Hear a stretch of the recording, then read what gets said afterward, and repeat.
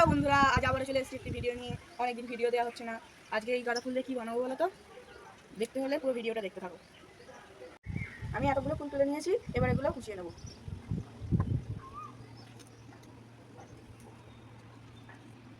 এই সবুজ মোটাগুলো বাদ দিয়ে দেবো। আমার ফুলগুলো কুচিয়ে ধুয়ে নেওয়া হয়ে গেছে, এবার মিক্সিতে পেস্ট করে নেবো। আমার পেস্ট করে নেওয়া হয়ে গেছে ফুলগুলো, এবার ছেঁকে নেবো। আমার রস বের করে নেওয়া হয়ে গেছে ফুল থেকে, এবার আমি দিয়ে দেবো গোলাপ জল।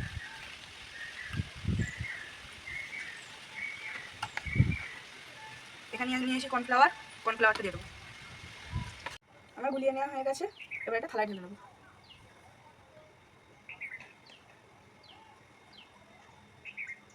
এবার সারাদিনের জন্য রোদ্রে দিয়ে রেখে দেবো।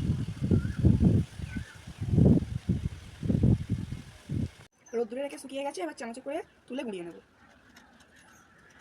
হাতে করে গুঁড়িয়ে নিয়েছি। ঠিক দোকানের কালারটা আসেনি, কিন্তু পিওর গাঁদা ফুলের কালারটাই এসেছে।